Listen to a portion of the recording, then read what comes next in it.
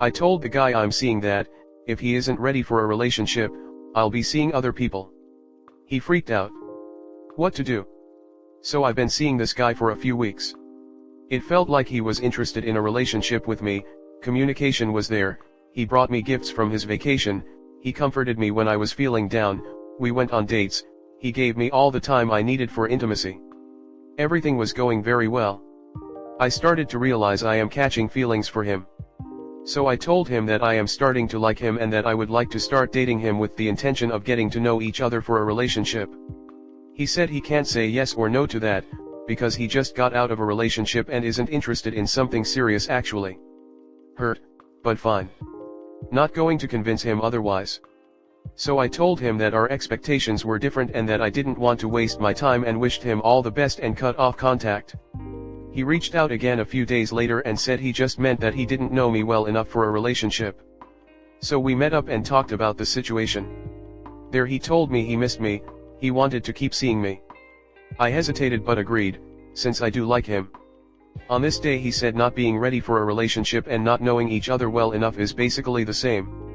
The next day I asked him if he thought that both statements really are the same and he said no, of course not.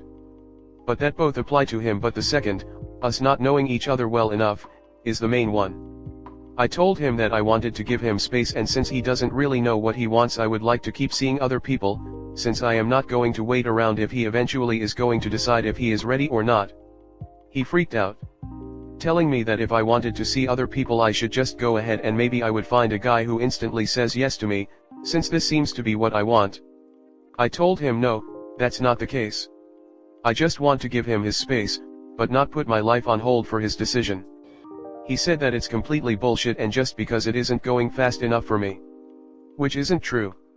I would like to go slow as well, but for me there's a huge difference between let's go slow and I'm not ready for a relationship in general. I said that if he had a problem with my decision we could talk it out like adults, and he said no, not gonna talk you out of it. If that's how you see it, go for it. He then dropped the topic and didn't want to talk it out. Later on he stopped replying and hasn't reached out since. How should I go from here? Did I put too much pressure on him by telling him I wanted to see other people? Did I ruin my chances with him? Comment. Move on. What he wanted was the freedom to play the field while you sat home pining for him. You saying that if he wasn't interested in being exclusive you'd see other people wounded his ego. You see, you're supposed to want nothing but him. It's supposed to be him who is unsure of you because that's where the power is. You will never have a happy ending with this guy. He's toying with you.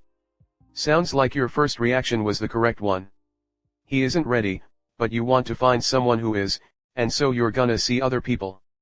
He does seem to really like you and doesn't want to lose his opportunity with you, but you also can't just put your life on hold for a maybe later. Sometimes the timing just isn't right. Some people want you to wait to see if they will catch feelings and you didn't want to. They will get upset that you are not willing to wait around on them. Perhaps it is a lack of respect for others' values. You were honest about you not waiting to wait around and he didn't like that you were like that. You cannot make others feel the same or understand the same as you do, that is a universal truth. Finding someone who does is the goal. Think about if someone said to you I am afraid he is going to hurt me, what would you say to them? Perhaps think about trusting yourself, and those feelings of being afraid mean something. Perhaps you are not ready for someone who is nice but is also traumatized. Maybe look into trauma bonding or how people pleasing, i.e. fixing other people, can get you into looking after's mental health first. It doesn't hurt to understand how it works to protect yourself from falling into that trap. I am glad you are seeing someone. I would show them your thoughts and see what they say. Best wishes. I feel like you want us to be like BC. This is like a rom-com where he actually really likes you but is scared and is pushing you away. Maybe if you try harder and spend more time with him love will blossom. But rom-coms lie. Sometimes dudes just do things enough so you'll sleep with them and give them an ego boost. Not BC, they care about your feelings. He's mad because he wanted to continue enjoying benefits from you without commitment, and you won't let him. He didn't get what he wanted.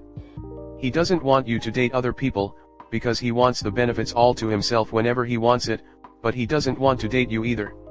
Just because he's mad he didn't get his selfish desire doesn't mean you did anything wrong. The trash took itself out. I applaud you for standing up for what you want and refusing to settle for a situation that doesn't benefit you. You know your worth. I've been there, and I regret all the time I've wasted on people who weren't ready, because they never get ready. I wish I'd had the self-respect to be like you. Forget him, and move on to someone who wants to commit to you. You've been seeing each other for a few weeks. Effectively, that means a few dates. You are right in being clear about what you want, but you might have moved a bit fast with "tell me if you're ready to move towards a relationship." After a few weeks, you start seeing glimpses of a person on their best behavior and fill in the rest with wishful thinking. He was right about not knowing each other enough, but could also mean he wasn't as smitten as you were. You could keep seeing other people until you both decided to be serious about each other. But his communication and refusal to discuss is a more worrying factor. Dude was comfortable being casual with you. You took that off the table and now he is panicking trying to find some way to manipulate you into staying. He outright stated he didn't want something serious. Now he is backpedaling and twisting things to make it sound like if you hold out long enough then maybe you can get a relationship. He is not going to commit to you. Many men claim dating is near impossible for them. So likely he saw his last glimmer of an attractive appealing woman fading out and wanted to cling to it, without committing. Next story 2. Wife has ex-husband legal debt. Expects me to pay for it? What is my obligation here?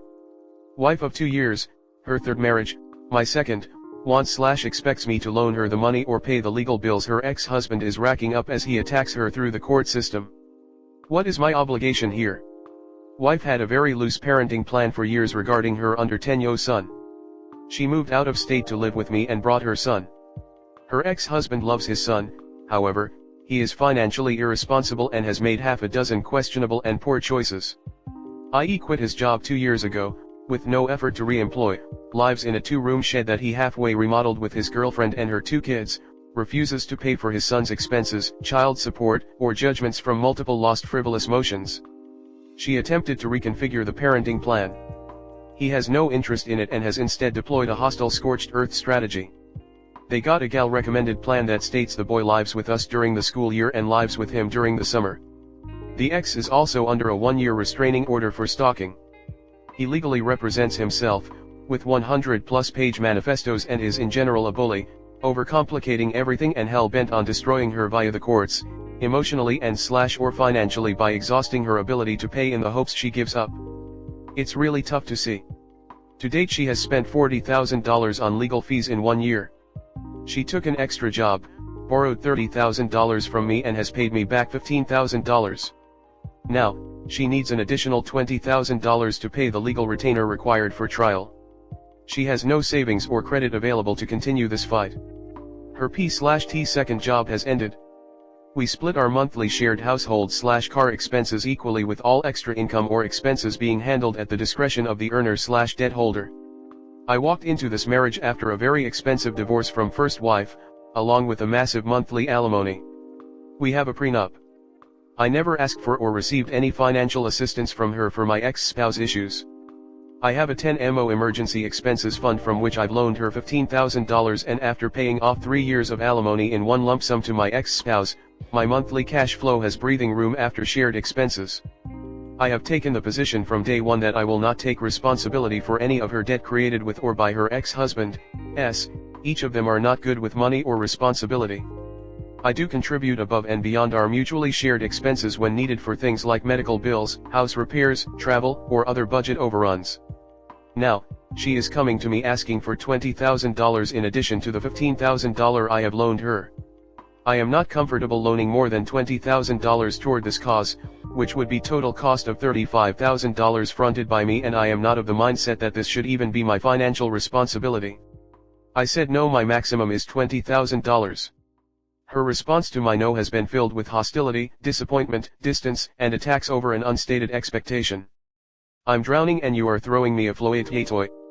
She sees any money in an account as available money to spend on this.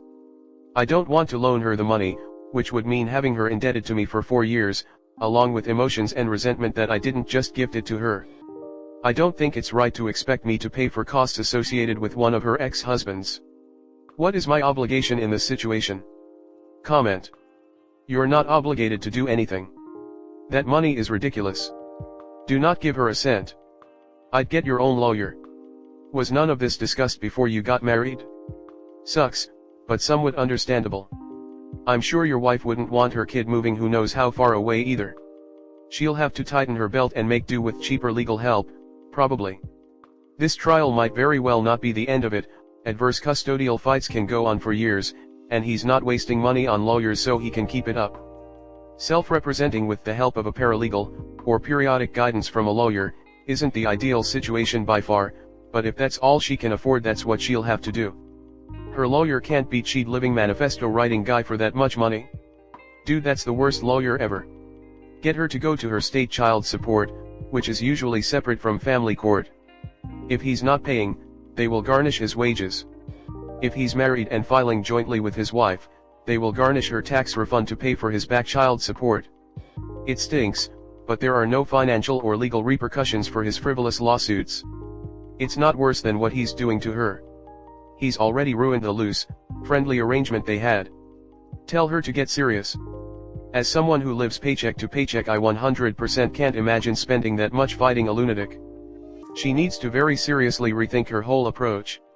Yes, fighting for your kid is noble and should be a huge priority, but you can't go into super debt and expect someone else to just shove more than 25% of America makes in a year into your hands.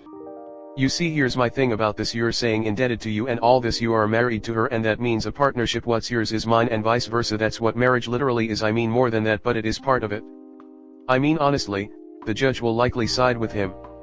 It sounds like your ex is harassing her and making her life difficult, but not the son, so as long as he's not a danger to the boy, the judge will likely go by what the gal says, unless she can come up with a gal or even a CPS worker to say he or his home is not suitable for the child. Fact he's not paying child support is probably a matter for the child support enforcement agency where he is. As for loaning her money, no. She needs to start looking for another part-time job then if she wants to continue this, but having worked for both a gal family law attorney and CPS, I think she will likely lose. I hear what people are saying here, that technically you have no obligation, but you married her. Leaving aside that she can legally just empty any joint accounts, how serious is this to her? Would she divorce you over it? Because then you're really fucked. You're in an enormously shitty spot, my dude. Based on her reaction, I fear she's going to bleed you dry either way. You have to figure out what's cheaper. You say everything in an account. What account is this? How much is in it?